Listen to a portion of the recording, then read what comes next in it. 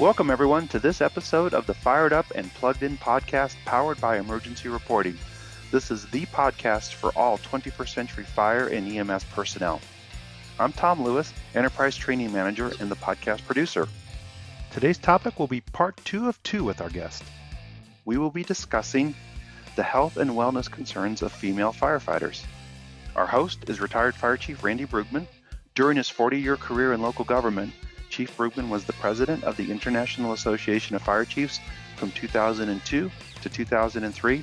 He also served as the president of the board of directors for the Center for Public Safety Excellence from 2004 to 2017. We at Emergency Reporting are grateful to have him as a member of our customer advisory board.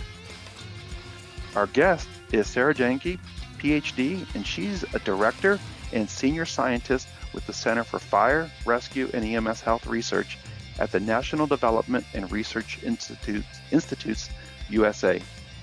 With over a decade of research experience on firefighter health, Dr. Jahnke has been the principal investigator on 10 national studies as well as dozens of studies as a co-investigator.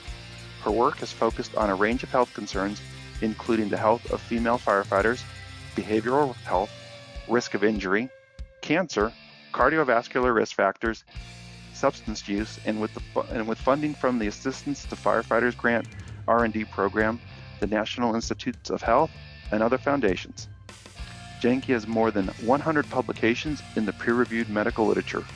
Awards include the 2019 Endowed Lecturer at the Annual Conference of the American College of Epidemiology, the 2018 President's Award for Excellence in Fire Service Research, as well as the Excellence in Research, Safety, Health, and Survival Award, both from the International Association of Fire Chiefs. Truly impressive credentials. We're privileged to have her here with us today, so thanks for being here. And Chief Brugman, let's get it started. Well, welcome back, everybody, to another session with Dr. Sara Jahnke, talking about women's health in the fire and emergency services. Welcome back, Sara. Appreciate it. Thank you. Still happy to be here. Oh, good. Came back, so that was a good thing. So, we discussed in the first podcast that inclusiveness in the fire service is not where it should be. And so you've done a lot of research from a health standpoint, but part of the issue I think that we see in female firefighters is the mental aspect once they get into the service. And so we're not where we need to be. Just from a standpoint of representation of females in our profession. So I'd like to hear your thoughts on that. So sometimes people are surprised to hear that. Like they'll say, oh, there's a low rate of women, but like it's just they just don't want to do this job or they just don't want to. So if you look at the rate of women in the fire service compared to other occupations that have, similar like work demands, it's lower than law enforcement. It's even lower. It's a lower rate than the Marine Corps, where everyone is required to be like combat ready. Right? So it's extremely low. It's not just a kind of a little bit lower. It's extremely low compared to other groups that have like similar typical male dominance in terms of numbers. So yeah, it's really lacking. And I think that. I think one of the reasons is that it's kind of like this is the way we've always done it. So sometimes there's not a thinking about like, why have we always done it that way? And people say like, what is the saying? 40 years of or 100 years of tradition unimpeded by progress or something like there's that 200 years. 200 years, yes, unimpeded by. And I will say like, I think that that's changing. People sometimes are like, you're too Pollyanna-ish about this, but I think it's changing. I think there's a lot more conversation about it. And whether it's, in some ways, I think it's like there is some like altruistic people are like, okay, this needs to change. But I also think places where it's not changing internally, or there's not like a drive internally to change, it's starting to get pressure from the outside. I live in Kansas City and I just have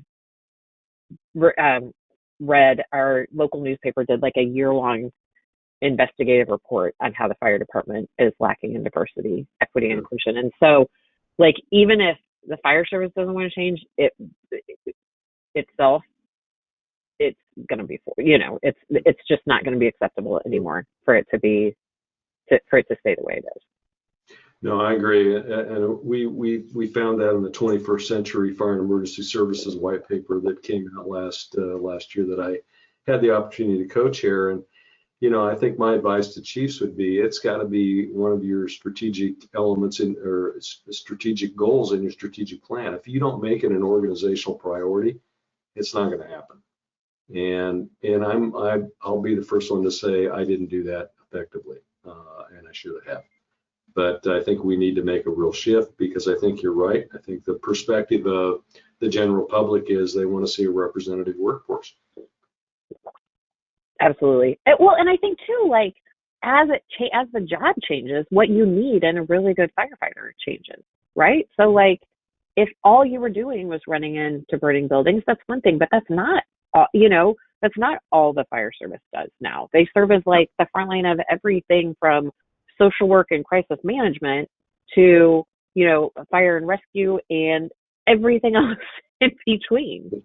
So I think the job's changing, and I think the workforce needs to change to keep up with that, Yeah, no, and I think it's going to continue to change. I think with the application of technology and our ability to really mine data, we're going to be able to tackle some of our historic fire issues. I think they'll continue to go down, but yeah, I think our work's going to continue to be there, but it'll just be in other avenues. So yeah, I just wanted to kind of start with that, because I think that's another aspect of kind of the mentality that exists in many organizations that make it difficult for women, not only to get promoted, but also when they have health issues, that there's this perspective of, I don't really know about that. So, and that kind of leads me into the organizational piece, following up on our first podcast about, some of the challenges that the female firefighter faces in their organizations if they become pregnant or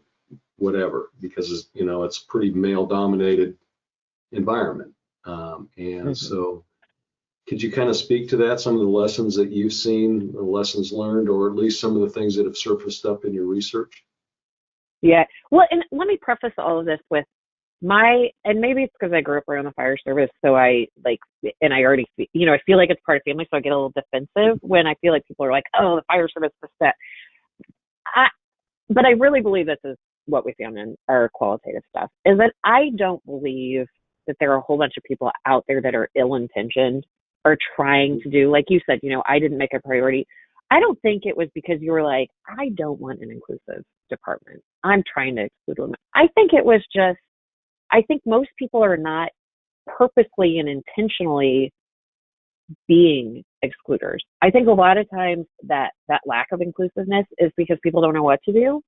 And so they just don't do anything, or they, even around policies, right? Like, I don't know what to do about a pregnancy policy, and I don't have to quite yet. And I have literal fires that we have to put out. So let's prioritize that stuff. So I think most of the stuff that needs, and that's why I'm optimistic about like this point in time in the fire services, because I think you have a lot of really well-intentioned people who want to do the right thing. Not all of them, but most of them want to do the right thing. And it's just like, what do we create as the pathway to get to the right thing? What do you need to have in place? What do you need to think about? And what things do we need to turn on our heads and like really re-examine? And so, yeah, so that's where I think where organizations are at in general. But I think in terms of like why I think this is important. We did the study that we did where we did a large survey, and I think the cool thing about doing health of women in the fire service, like, just inundated with people. Like, we'll put out a survey request and we'll get thousands of responses. And I will be like, have email after email about people like, thank you so much for this work. And, this is so needed, which, it's just an honor to be able to do what I do, really. But we did a study where we looked at, so if you look at women overall in the fire service, and we have the data set for men in the fire service, we just haven't analyzed it yet. We just pulled the survey down. And looked at things like bullying and harassment, which I think is obviously not specific to just women or just men, but we'll be able to look at it with men. But what we looked at with women, you look at women overall, and they tend to have higher or worse mental health outcomes than men in fire service if you look at it as a whole group, right? So higher rates of depressive symptoms, higher rates of post-traumatic stress symptoms. And so then like it begs the question, like maybe women just are emotionally not made to do the job. And I'm like, after sitting with hundreds of women firefighters, like that's not the case. I can tell you, I'm like, that does not ring true because these women are just hardcore. So we dug into that data and we were like, so where is that? Like, what does that look like? And so what we did is divided the data into tertiles of experiences of discrimination and harassment. So women with low levels, medium levels, and high levels of discrimination and harassment. And we looked at the impact of that. And I tell you what, it was like from a research perspective and the data perspective, like it was the most beautiful, consistent relationship. Now, it was also like really tragic when you applied it to like at the individual level. But what you saw, it was this like beautiful linear relationship between women with low levels were right, I mean, almost to the point, spot on with what we saw in rates of men in the fire service. Where you saw, medium levels were a little bit more and high levels, like 2 and 3 times the rate of depression symptoms, 2 and 3 times the rate of post-traumatic stress, 2 to 3 times more likely to even so beyond just mental health, they were more likely to be women who experienced high levels of discrimination and harassment were more likely to be injured on the job. They were more likely to have missed work days and struggle with alcohol use and binge drinking. Like across the board, you could see the impact of discrimination and harassment mentally and physically. The really other interesting like flip side of that was because one of the questions was like maybe they just weren't, they're not invested in being a firefighter or whatever. Most still actually reported that they loved the job. And we heard that in the qualitative stuff. Women would tell us these horrific stories, like of times that they were purposely left to be injured or, purposely put in situations that were unsafe. And you hear these horrible things that had happened to them. And you'd be like, man, you must really wish you weren't doing this job. Oh, no, greatest job in the world. Love the job. Love the job. Hate the people. Love the job.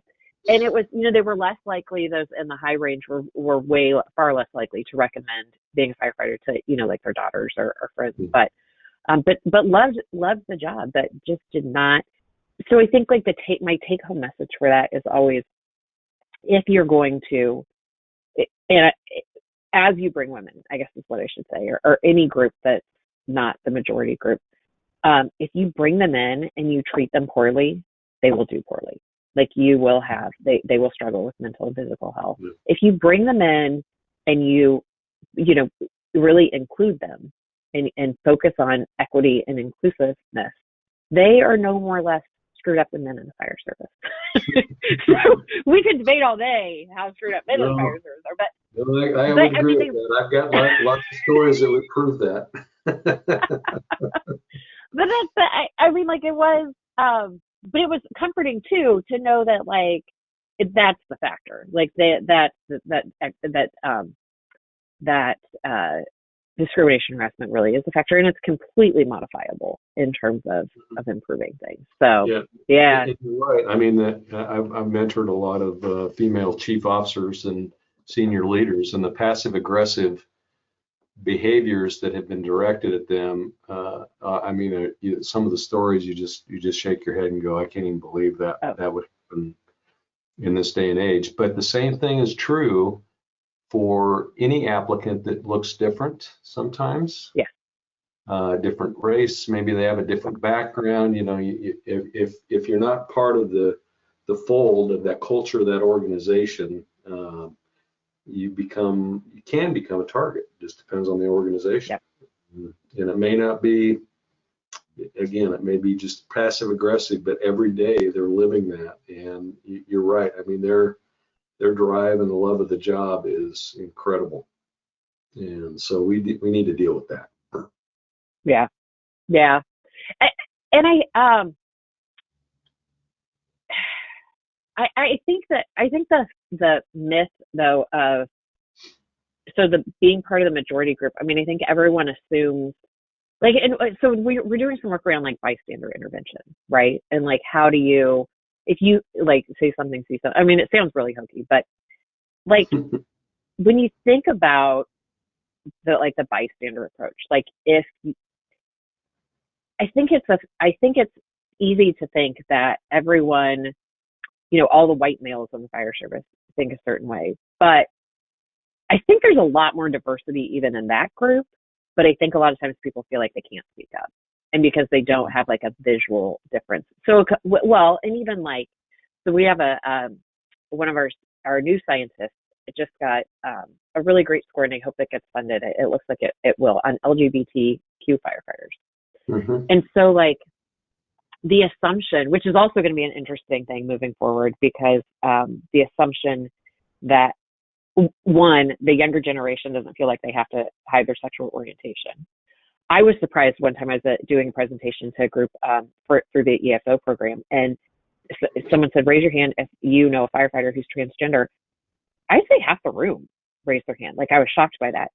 But to assume that every white male in the room is even heterosexual, like, or not struggling with some sort of disability, like, I think a lot of times there is more diversity, but people don't want to look or act, so they just keep their mouth shut.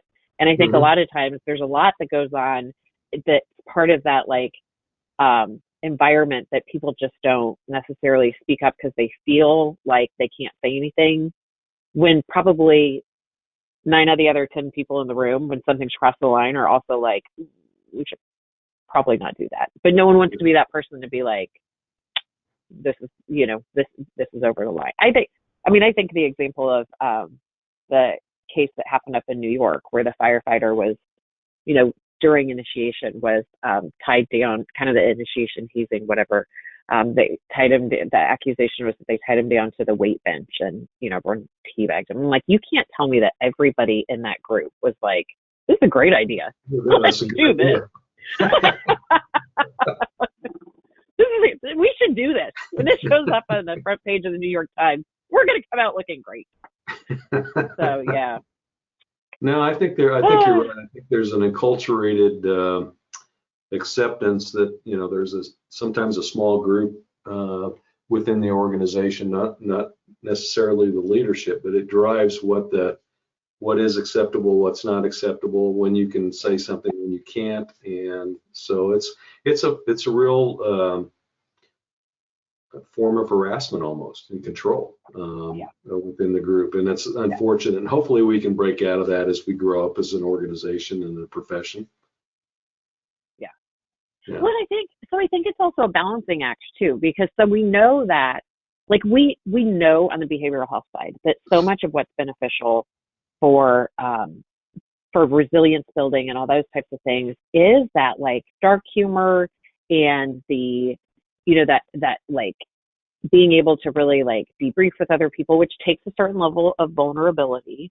But like that kitchen table approach, right? So like the peer team approaches have been really successful, and like that. So we know that joking is something. I mean, the level of, like, camaraderie in a firehouse is not what you find at your local bank. So kind of like you can't take that same, like, HR approach that they do at the local bank, but then it's this balancing act of, like, well, what point did we just cross, did we cross the line, and who's going to be able to, or who's going to be willing to say, we need to back this off. Like, whoops, that's not helpful. Well, so, yeah, it's one of the things that, again, you look back on your career and you say, I should have focused more effort on that. And the one thing that I really, when I look back, I was 27 years as a chief, and I probably did 10 or 12 strategic documents, and not once did I have culture as part of the one of the goals, about creating the culture that would do exactly what we're talking about. We talk about culture, but we don't actually invest in it. And it's a hard, like, I think that's a hard thing, because it's a hard, like, how do you wrap your arms around that, or think about it, or measure it, or look to change it? Like, you can add X number of trucks, Like that, there's a clear pathway to that. And I think, even like behavioral health programs, when those first started getting implemented, like there was, okay, we're going to do this training and it's going to be set. Like, and I think that's a very, like, it is what, as a fire chief, as a firefighter, like, let's go, let's make a list, let's fix this stuff, let's go put fire out, let's do this training. And the whole culture thing is like a little bit mushy.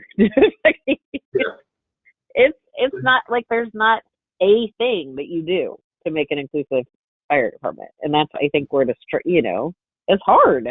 And it is hard. Who would have? Yeah. But you have to make it a priority, just like making your organization inclusive, and it all integrates together. If you have a culture that is accepting of others that don't look like what you look like, and are inviting, you're going to probably have more people apply, and you can get more people in, and I mean, it's a circular path. And that's the big thing, is I think, there's a lot of conversation around like, how do we increase diversity in the fire service?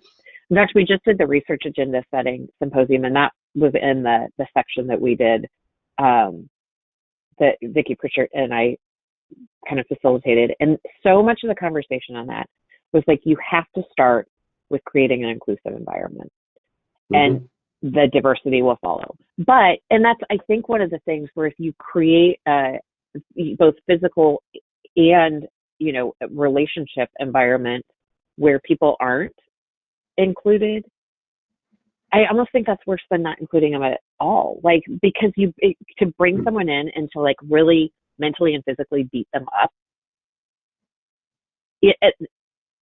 that's not, it's not fair just to have the number. And I think that it just takes a lot of thought to think through, like, how do we make a more inclusive environment? How do we set that as a goal? And then how do we actually achieve that? And some of it is just like the most basic stuff that I don't think you think about until it hits you in the face. So I think one of my favorite examples is a fire chief friend of mine who came in and did some great guy, I don't think he ever was like, I don't want women in the fire service, but he came and did a training on some DEI issues, and he went home and he called me a couple months later, and he's like, that's really changed the way I think about things.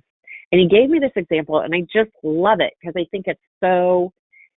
He said that he was stopped in at one of the stations, and there were a few of the women that work for him now. And he's hired, they've hired a group of women on his department. He had a couple before, but he's, grown that and has a little more diverse department now.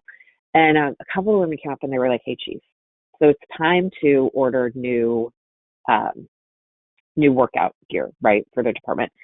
Can we order some like women's shorts? And he's like, yeah, that's fine. Go order women's shorts.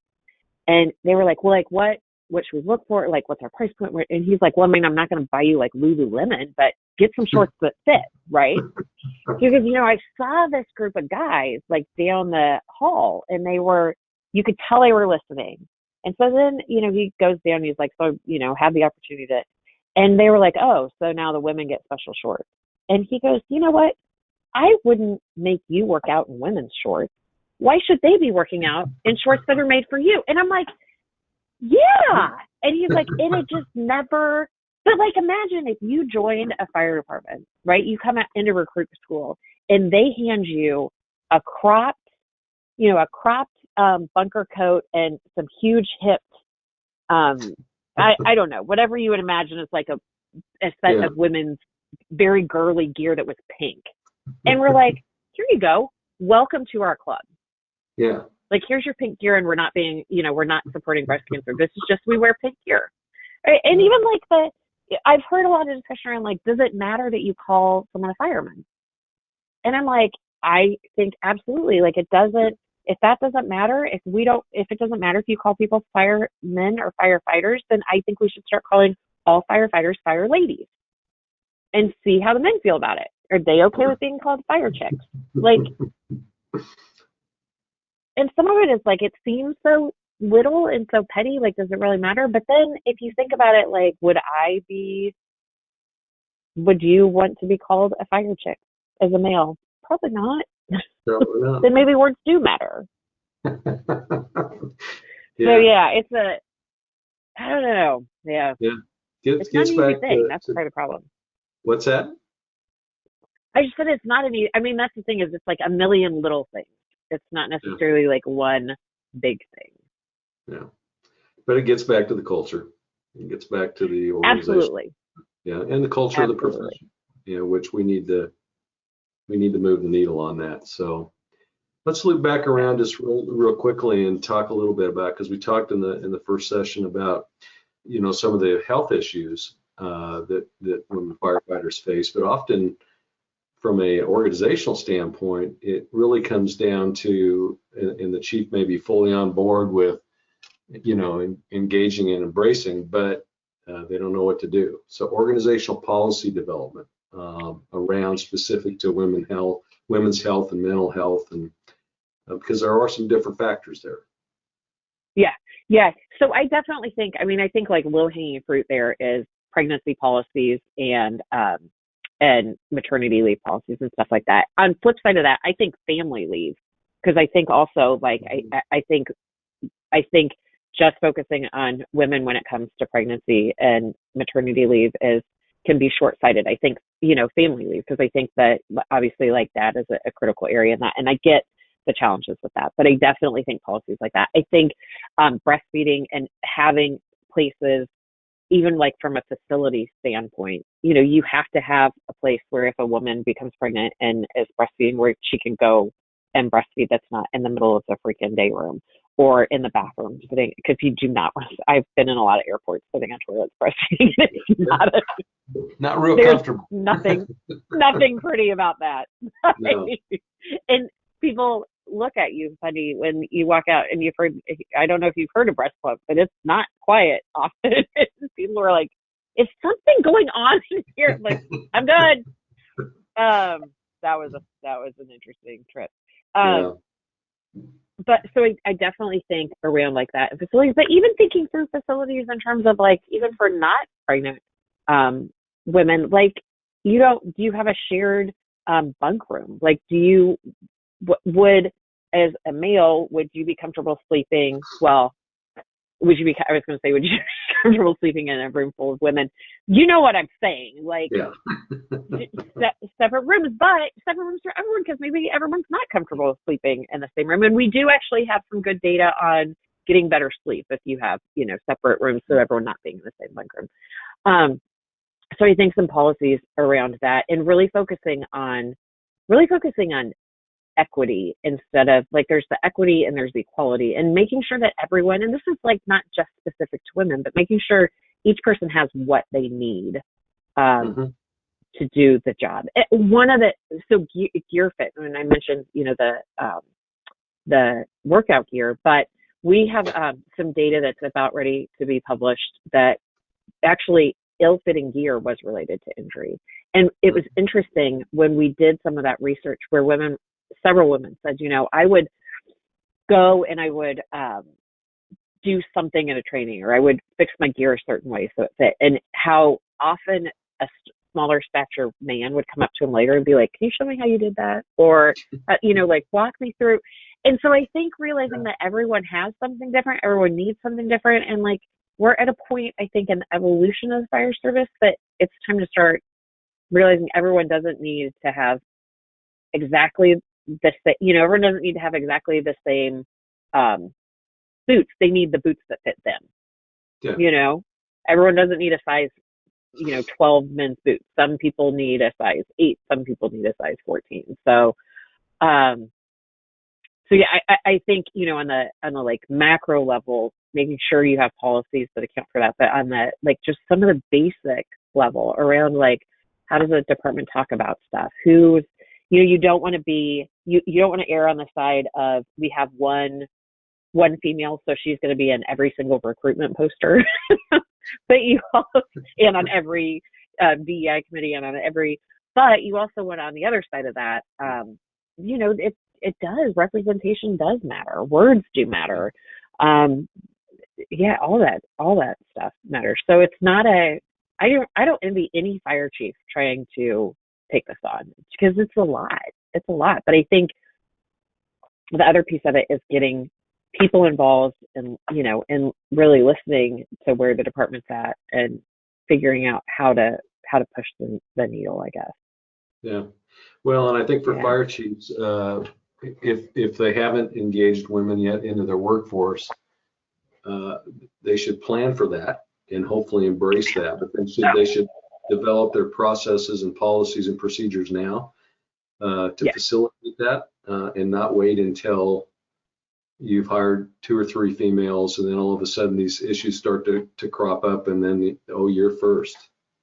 So because you don't want to be the first of anything. No, especially with this, especially if you're the first female into the department, you're facing a lot of other issues just with that, rather than your own personal issues. So and the other thing I would say that I think from the perspective of leadership is just, I think you have to be decisive in, like, not like, hey, we can't have any joking, we can't have any, but I think when you see there's a problem, I think it has to be nipped in the bud pretty closely. And I don't think it's necessarily even like the chief needs to. I think there needs to be buy-in from all levels, especially like that company officer level, that like this is, and that's on all fronts, it's not just women, but like we will treat people with respect. There's always the joking and the humor and all that kind of stuff. But when it comes down to it, I mean, that's the thing about the like best and worst part of the fire service is that those people, like, you have to trust those people that you go in with. So you have to think about how you build trust, and it can't just be like we're all going to be really shitty to each other. And so we all built trust because we're not going to tell you. Nobody outside of here knows how awful it is. But there are people that dread going to work every day because they dread what's going to happen to them, and they are scared to say, like, we're better than that. We're all better than that. Yeah, no, totally agree. And it doesn't live up to the mission of the fire service or the vision or the value structure of the organization oftentimes. It's just and I think people need to realize that if they're in that instance, and that isn't the fire service. That's not the majority of the fire service. You are not part, because the fire service in general does live up to that. And they're working to live up to that. And if you don't, you are the odd person out. You know? I don't know. Yeah, it's interesting. There's a dichotomy there that we can treat each other in the station much differently than when the tone goes off and we'll go across the street and we'll do whatever we need to do. Yes. It's just really an interesting process sometimes. So. Yeah, totally. Like I will, and that's what I was talking to Frank Lito from New York about this, and he goes, you'll go on a call and you will like risk your life for whatever that stranger needs. Yeah. And then you go back to the station, and the people that that are your people, you destroy them. Yeah. That's not okay. Doesn't make sense, does it? Yeah. Interesting. Yeah. And that person that you treated that way may have to pull you out of the building this afternoon. Exactly. It doesn't make much sense, but. Well, we're kind of ended up on our second podcast, but I'd like you to have any final thoughts that you'd like to share with the audience today. I just think that I feel sometimes I get frustrated because I look at the data and stuff, and I'm like, there's such a lack of diversity. And then I think, like, in the grand scheme of things, the fact that we're having this conversation, you wanted to have a 2-part podcast talking about women in the fire service, that the research agenda, the national research agenda for the fire service highlights women, that there's women in fire, that there is projects are being funded. We were funded to develop resources for pregnant firefighters and their physicians. Like, that's freaking awesome. Yeah. Right? I feel like sometimes it gets so easy to be like, there's so far to go. But then I'm like, how far have we come? Like, this is not 200 years unimpeded by progress. This is 200 years of tradition that is to the point in history that this is a tipping point for the fire service. I was just going and to say. These conversations are going, it's awesome. Isn't it Yeah. awesome? No, Like it to is. be at this point and to be able to go like, you see what's coming. Like you talk about a 21st century, you talk about like what's next. Like we see this coming, and all these conversations about like how do we get ready for it? Like, whoa, mind blown. This is an awesome spot to be and to be part of it. Like it's amazing. So I appreciate like this is how you change the culture of the fire service. You sit down and you have dedicate an hour to say like, what do we need to know? What's the next? Like this is what's right with the fire service. This is how I know it's going to be better. For our young firefighters who are going to be at some point stepping into leadership roles, you should probably wrap your head around that about 30 to 40 to 50% of your workforce is going to be female. Yeah. And diversity is one thing. Inclusiveness is another. Right? There's a saying that diversity is about being asked to come to the party, and inclusiveness is being asked to dance. And it's awesome. I love that. I love that. And so I mean our culture, our organizations, and the very fact of the very essence of I think what the fire and emergency services will do over the next 30 years is going to evolve and morph and change, and we're going to look a lot different, and that's a good thing, and it's going to change the cultures of our organization. So for you young firefighters that are listening today, riding on the back step of the fire truck, you're going to have to lead that. And if you're a captain, you're going to have to lead that. It's not just the fire chief's job, because ultimately you're going to be the fire chief potentially, and in a senior leadership position that you have to address those things, and you have to envision where the organization's going, and you have to develop the culture and the value system that makes your organization operate in that venue. And so better get ready. It's going to be awesome. Yeah, it really is. So, well, Sara, thank you so much for being with us today on these two sessions, and we'll loop back around with you in a few months and see what you're working on. Sounds good. Sounds good. Thank you. Thank you so much. Appreciate it. It's great to see you.